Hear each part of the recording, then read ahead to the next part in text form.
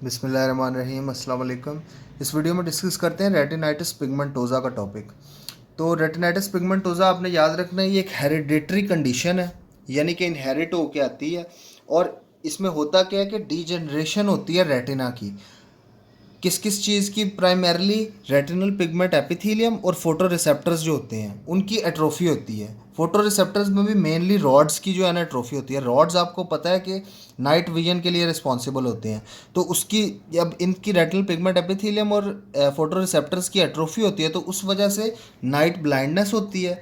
Visual field की constriction होती है। ठीक है, विजुअल फील्ड कंस्ट्रिक्शन का क्या मतलब है कि फॉर इंस्टेंस ये एक विजुअल फील्ड है एक पर्सन की। अब विजुअल फील्ड कंस्ट्रिक्शन का क्या मतलब है कि विजुअल फील्ड कंस्ट्रिक्ट हो गई है कि इधर साइड वाले रीजन से तो नज़र नहीं आ रहा, बिल्कुल जो है सेंटर वाले रीजन से ऐसे नज़र आ रहा है बिल्कुल थोड़ा सा। तो इसको टनल विजन या ट्यूबुलर विजन कहते हैं, विजुअल फील्ड कंस्ट्रिक्शन को। और इसके बाद आखिर में इवेंचुअल ब्लाइंडनेस हो जाएगी। तो आपने याद रखना कि एक हेरिडिटरी कंडीशन है जिसमें रेटिनल पिगमेंट एपिथेलियम और फोटो रिसेप्टर्स में भी मेनली रॉड्स की एट्रोफी होती है, जिस वजह से सिम्टम्स आ रहे होते हैं नाइट ब्लाइंडनेस के, विजुअल फील्ड कंस्ट्रिक्शन के, और इवेंचुअल ब्लाइंडनेस हो जाती है। क्लासिफिकेशन देख लें तो दो टाइप्स हैं, एक प्राइमरी रेटिनाइटिस पिगमेंटोजा और एक सेकेंडरी। प्राइमरी सिर्फ रेटिना तक कन्फाइंड होगी कि सिर्फ रेटिना में चेंजेस आएंगे। सेकेंडरी में रेटिना में तो चेंजेस आएंगे ही, पर उसके साथ दूसरे मल्टीपल ऑर्गन्स भी इन्वॉल्व होंगे। तो कौन कौन सी कंडीशंस होती हैं जिनमें सेकेंडरी रेटिनाइटिस पिगमेंटोजा होता है? तो इसको आपने याद रखना है मार्कअप के निमोनिक से। सबसे पहले एम से बनेगा म्यूकोपॉलीसैकेराइडोसिस। इसमें क्या होता है, ये एक जेनेटिक डिसऑर्डर होता है। इसमें एबनॉर्मल कार्बोहाइड्रेट मेटाबॉलिज्म होता है, जैसे कि हंटर सिंड्रोम है या हर्लर सिंड्रोम है। ये ग्रुप ऑफ हेरिडिटरी कंडीशंस होती हैं जिसमें कार्बोहाइड्रेट्स के मेटाबॉलिज्म जो है वो एबनॉर्मल होता है। इसके बाद दूसरा ए से बनेगा ए बीटा लिपोप्रोटीनीमियाज। ये भी जो है ना एक जेनेटिक कंडीशन है जिसमें एबनॉर्मल फैट एब्जॉर्प्शन होती है, और फैट एब्जॉर्प्शन और ट्रांसपोर्ट जो है वो एबनॉर्मल होती है। फिर आर से बनेगा रेफसम सिंड्रोम। रेफसम सिंड्रोम आपने याद रखना है कि ये एक रेयर जेनेटिक डिसऑर्डर है जिसमें फाइटैनिक एसिड जो है ना बॉडी में एक्यूमुलेट हो जाता है। ठीक है, फाइटैनिक एसिड। और फिर सिम्टम्स आते हैं। रेटिनाइटिस पिगमेंटोजा इन सारी डिजीज़ में हो रहा है, और इसके अलावा जो है ना वो अलग सिम्टम्स आ रहे हैं। इसके बाद के से बनेगा कियन सायर सिंड्रोम।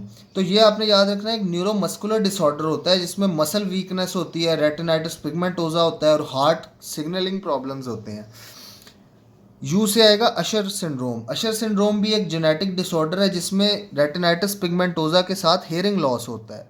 ठीक है, इसके बाद आखिर में है बार्डेट बीडल सिंड्रोम। बार्डेट बीडल सिंड्रोम भी एक रेयर जेनेटिक डिसऑर्डर है जिसमें रेटिनाइटिस पिगमेंटोजा होता है, इसके साथ ओबेसिटी होती है, पोलीडेक्टाइली यानी कि फिंगर्स ज़्यादा होती हैं नॉर्मल से, और किडनी और जेनिटल एबनॉर्मेलिटीज़ होती हैं। ठीक है, और मेंटल रिटार्डेशन भी होती है। ठीक है, तो ये प्राइमरी रेटिनाइटिस पिगमेंटोजा और सेकेंडरी रेटिनाइटिस पिगमेंटोजा है। इसके बाद इनहेरिटेंस पैटर्न देखते हैं। तो चार तरह का पैटर्न हो सकता है रेटिनाइटिस पिगमेंटोजा का। एक तो आइसोलेटेड है कि ये सबसे कॉमन होता है कि किसी को नहीं है पेरेंट्स को, पर जो है ना चाइल्ड को हो गई है। तो ये सबसे कॉमन पैटर्न होता है आइसोलेटेड पैटर्न, और इसमें प्रोग्नोसिस जो है ना वो गुड होता है, सबसे अच्छा प्रोग्नोसिस होता है। दूसरा जो है ऑटोसोमल डोमिनेंट। ऑटोसोमल डोमिनेंट का मतलब है कि सिर्फ एक कॉपी म्यूटेटेड जीन की चाहिए चाइल्ड में डिजीज़ करने के लिए। तो इसमें फॉर इंस्टेंस कि अगर एक पेरेंट को है डिजीज़, तो तो बच्चे को जो है ना वो 50% चांस होता है कि उसको भी डिजीज़ हो जाए ऑटोसोमल डोमिनेंट इनहेरिटेंस पैटर्न में। ठीक है, तो ये पैटर्न भी कॉमन है रेटिनाइटिस पिगमेंटोजा के लिए, और इसकी प्रोग्नोसिस भी गुड है। ठीक है, इसके बाद ऑटोसोमल रिसेसिव जो होता है, ऑटोसोमल रिसेसिव का मतलब होता है कि दो दो कॉपीज़ चाहिए म्यूटेटेड जीन्स की डिजीज़ कॉज करने के लिए।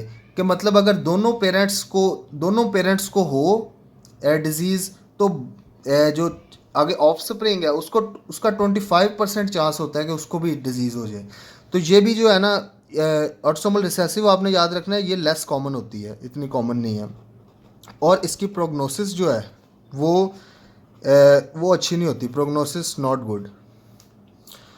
एक्स लिंक्ड जो है, एक्स लिंक्ड का मतलब है कि जो सेक्स क्रोमोसोम्स हैं अब जैसे मेल में एक्स वाई है और फीमेल में एक्स एक्स हैं, तो एक्स लिंक्ड डिसऑर्डर जो है ना वो सबसे कम होते हैं, लेस कॉमन होते हैं, और उनकी प्रोग्नोसिस वर्स्ट होती है, सबसे बैड प्रोग्नोसिस होती है उनकी। ठीक है, ये आपने याद रखना है। इसके बाद देखते हैं कि पैथोजेनेसिस जो है वो रेटिनाइटिस पिगमेंटोजा में क्या क्या होती है। तो मैंने आपको बताया कि मेन दो चीज़ें हो रही होती हैं, एक तो फोटो रिसेप्टर्स की एट्रोफी हो रही होती है और दूसरी रेटिनल पिगमेंट एपिथेलियम की एट्रोफी हो रही होती है। अब होता क्या है कि रेटिनल पिगमेंट एपिथेलियम ये जो है रीजन, रेटिनल पिगमेंट एपिथेलियम में आपको पता है पिगमेंट प्रेजेंट होते हैं, तो जब इसकी एट्रोफी होगी तो इधर से जो पिगमेंट है वो स्पिल होगा और पिगमेंट जो है न्यूरोसेंसरी रेटिना की लेयर में आ जाएगा और इधर आके ऐसे एक्यूमुलेट होके ब्लैक से स्पॉट्स बना लेगा। ठीक है, जिसको बोनी स्पाइक्यूल्स या बोन कॉर्पसस भी कहते हैं, ये आगे चल के मैं आपको समझाऊंगा। तो होगा क्या कि जब रेटिनल पिगमेंट एपिथेलियम की और फोटो रिसेप्टर्स की एट्रोफी होगी तो उससे होगा ये कि दो तरह के फील्ड डिफेक्ट्स आ सकते हैं हमारे पास। एक तो आ सकता है कि रिंग्स कोटोमा बन सकता है। रिंग्स कोटोमा का क्या मतलब है कि ये फॉर इंस्टेंस विजुअल फील्ड है, तो ये जो सेंट्रल रीजन है, एक सेंट्रल रिंग शेप्ड रीजन, इसमें से सही नज़र नहीं आएगा, बाकी ये सराउंडिंग वाले रीजन से सही नज़र आ रहा है, इसको कहते हैं रिंग्स कोटोमा।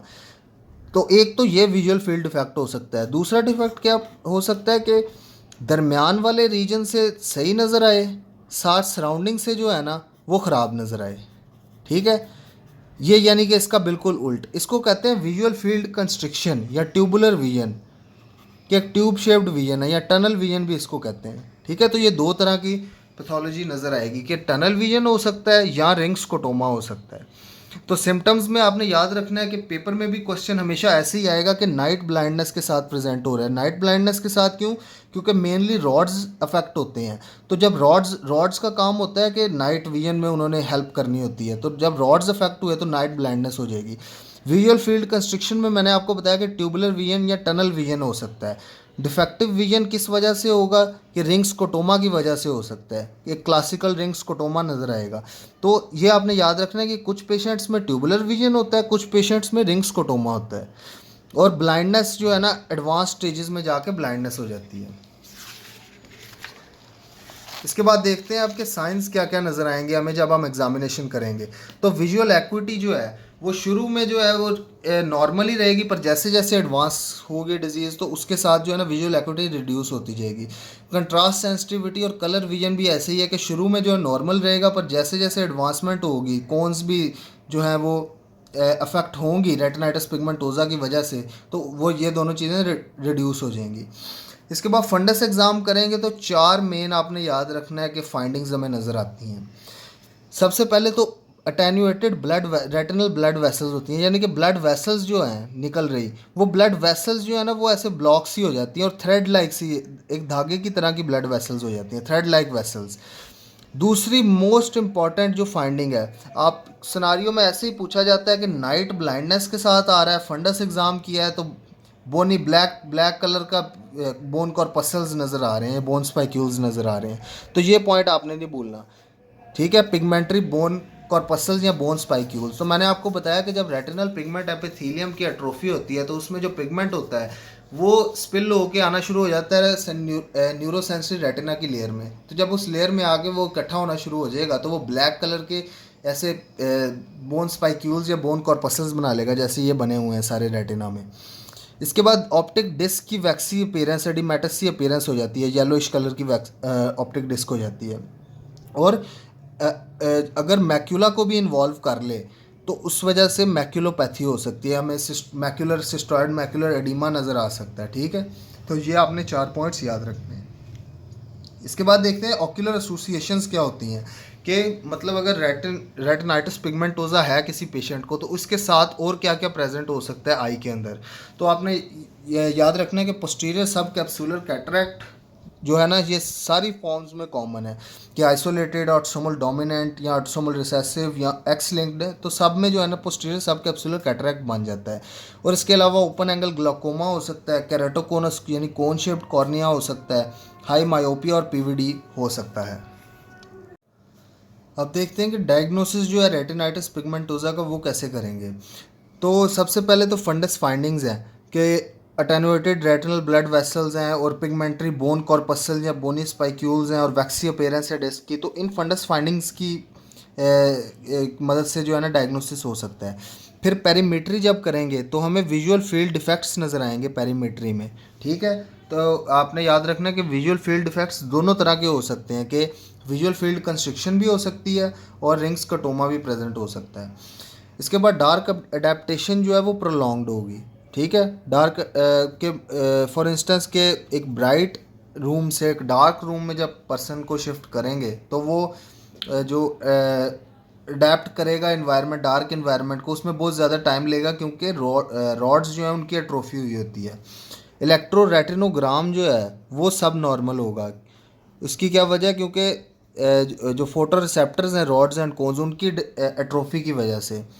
इसके बाद इलेक्ट्रो ऑक्यूलोग्राम भी सब नॉर्मल होगा रेटिनल पिगमेंट एपिथेलियम और फोटो रिसेप्टर्स की एट्रोफी की वजह से। ये जो है ना ये दोनों टेस्ट ये फंक्शन ऑफ रेटिना को जो है ना वो चेक करते हैं, फंक्शनल एबिलिटी ऑफ रेटिना को। तो जब रेटिनल पिगमेंट एपिथेलियम और फोटो रिसेप्टर्स जिन्होंने सिग्नल ट्रांसमिट करने हैं, सिग्नल इधर से जनरेट होना है, तो यही इनकी ही एट्रोफी हो गई है, तो वो सारा फंक्शन जो है ना वो लॉस्ट हो जाता है। इसके बाद ओसीटी जो है ना वो मैक्यूलर मैक्यूलोपैथी है कोई भी, फॉर इंस्टेंस के सिस्टॉइड मैक्यूलर एडिमा प्रेजेंट है तो उसको चेक करने के लिए ओसीटी करेंगे। ट्रीटमेंट में आपने याद रखना है कि कोई इसकी इफेक्टिव ट्रीटमेंट नहीं है रेटिनाइटिस पिगमेंटोजा की। जो इसको ऑनसेट को डिले करने के लिए विटामिन ए और ई सप्लीमेंटेशन यूज़ कर सकते हैं, और इसके अलावा डार्क सन ग्लासेस यूज़ कर सकते हैं, और ब्राइट सनलाइट के एक्सपोजर को अवॉइड करना है, और कोई भी रिफ्रैक्टिव एरर है तो उसको ठीक करने के लिए लो विजन एड का इस्तेमाल कर सकते हैं। अब देखते हैं कि पेपर में कैसे क्वेश्चन आ सकता है रेटिनाइटिस पिगमेंटोजा वाले टॉपिक से। तो ये पहला क्वेश्चन देखें कि black pigments resembling bone corpuscles are typically seen in. तो बोन कॉर्पसल्स जो है ना वो रेटिनाइटिस पिगमेंटोजा में होते हैं। इसके बाद a patient comes to you with night blindness. एक कंप्लेंट आ गई नाइट ब्लाइंडनेस की। उस his dietary history satisfactory. On examination visual acuity was reduced and fundoscopy shows pale waxy optic disc. तो फंडस पे भी हमें पेल वैक्सी ऑप्टिक डिस्क नज़र आ गई। तो क्या डायग्नोसिस है? रेटिनाइटिस पिगमेंटोजा।